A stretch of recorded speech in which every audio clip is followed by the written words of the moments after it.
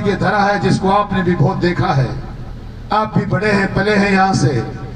ये शेखावाटी गरीबों की धरती भी है, अमीरों की धरती भी है, ये जवानों की धरती भी है, किसानों की भी धरती है।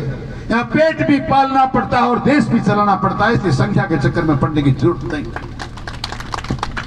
मैं तो आपकी उपस्थिति देखकर एक बात कहना चाहता हूं कि मात्र इन लोगों के मां भारती के ऊपर न्यौछावर होने से, इनकी प्रतिमाएं लगाने से हमारा देश सुरक्षित हो गया।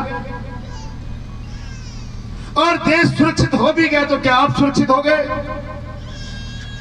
मुझे कतई शोभा नहीं देता, न मंच इजाजत देता, न हालात इजाजत देते कि मैं आज के दिन में कोई राजनीतिक चर्चाएं करूं, पर ये सारी की सारी चीजें जो हैं वो प्रजातंत्र में राजनीति से बाहर निकल ही नहीं सकती। हम उस देश की औलाद हैं, हम उस देश के लोग हैं जो दुनिया का कभी गुरु रहा। इस सनातन संस्कृति ने पूरी दुनिया को हमेशा दिशा दी है। स्वामी विवेकानंद ने पूरे संसार को रास्ते चलना सिखाया है। थोड़े दिनों पहले एक G20 का सम्मेलन था, एक महामना इस देश में की धरती पर G20 देश के देशों का नेतृत्व कर रहा था। आपने अगर गौर से देखा और आप लोगों ने देखा हो, मंच के महापुरुषों, पूरी दुनिया के बड़े बड़े लोग, कभी हम उनके गुलाम हुआ करते थे, वो उस महामना के पीछे नंगे पांव चल रहे थे। यह है मां भारती का कमाल, यह है मां भारती के नेतृत्व करने वाले लोगों का कमाल। इसलिए राजनीति की चर्चाएं करना भी जरूरी है। और ये राजनीतिक चर्चाएं इसलिए करना चाहता हूं, जनरल साहब ये कह रहे थे थोड़ी देर पहले, ऐसे लोगों के हाथ में नेतृत्व दीजिए जो आपके विकास की चिंता करें, आपके परिवार की चिंता करें, आपके मान सम्मान की चिंता करें। और हमने क्या किया? हमने ऐसे हाथों में नेतृत्व दिया जो दुनिया के लाल महावीर झाझड़िया की कत्ल करके चले गए। हम कर रही थी, रो रही थी, तो तब ये पंक्तियां मुझे याद आई कि पूछ कर रस अपनी आंखों से मुस्कुराओ तो कोई बात बने, सिर झुकाने से कुछ नहीं होता, सिर उठाओ तो कोई बात बने। रंग और नस्ल नहीं, रंग और नस्ल, जाति और मजहब, रंग और नस्ल, जाति और मजहब जो भी हो, आदमी से कमतर है, इस हकीकत को तुम भी मेरी तरह जान जाओ तो कोई बात बने। सिर झुकाने से कुछ नहीं होता, सिर उठाओ तो कोई बात बने। नफरतों के जहान में हमको, नफरतों के जहान में हमको प्यार की बस्तियां बसानी हैं। दूर रहना कोई कमाल नहीं, पास आओ तो कोई बात बने। सिर झुकाने से कुछ नहीं होता, सिर उठाओ तो कोई बात बने। जिंदगी भीख में नहीं मिलती, मेरी बात सुनिए, आप पर फिट बैठती है। जिंदगी भीख में नहीं मिलती, जिंदगी बढ़ के छीनी जाती है। अपना हक संग दिल जमाने से छीन पाओ तो कोई बात बने। सिर झुकाने से कुछ नहीं होता, सिर उठाओ तो कोई बात बने। आज किसान की मंदिर की जमीन पे कोई कब्जा कर ले, पहाड़ों पर जो किसान की संपत्ति है, सरकार आज तक वहां कब्जा करती है, कोई आपका जनप्रतिनिधि वहां कब्जा कर ले।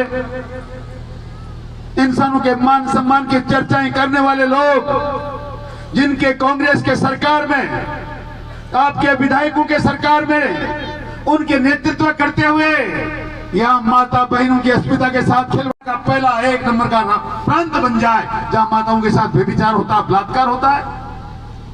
हम क्यों ऐसा निर्णय करते हैं? ऐसे निर्णय करेंगे तो जयसिंह और पिंटू कुमार लोगों के, ऐसे शहीदों के जीवन दान देने से भी आपका देश सुरक्षित नहीं रहने वाला, क्योंकि आपका जिम्मा है छोटी सी बेटी के मान और सम्मान को बढ़ाने का, इसके भविष्य को बनाने का। और ये भविष्य तब बन सकता है जब आपका अंतर जो राज है, ये डेमोक्रेसी है, ये भी जिंदा रहे, ये भी ऐसे लोगों के हाथ में जाए जो आपके लिए जिए, आपके लिए मरे, आपके लिए काम करें।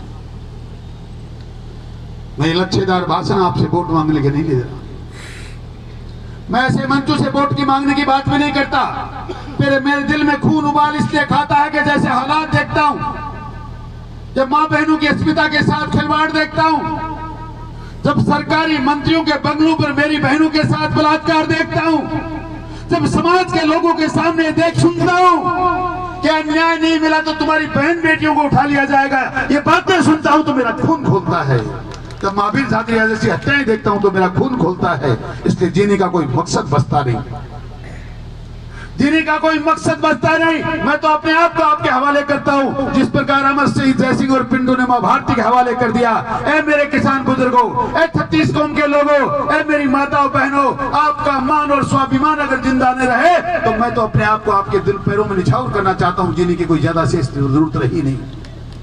निर्णय करना सीखो, परिवर्तन लाना सीखो, अपने और गैरों को पहचानो।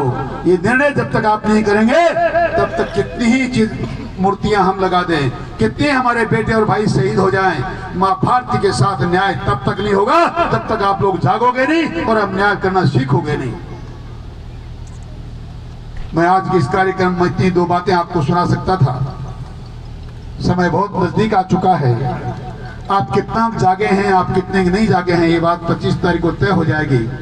मैं तो आज यहाँ बैठे नौजवानों के जोश को आह्वान करना चाहता हूँ। आओ, आने वाली 22 अक्टूबर को एक ऐसी युवा शक्ति का प्रदर्शन करो जिस प्रकार इन माताओं ने नाचते गाते अपने संघर्ष के बलबूते पर राजस्थान की सरकार की नाक में नकेल डालकर अपने जिले को अपने मुट्ठी में रख लिया।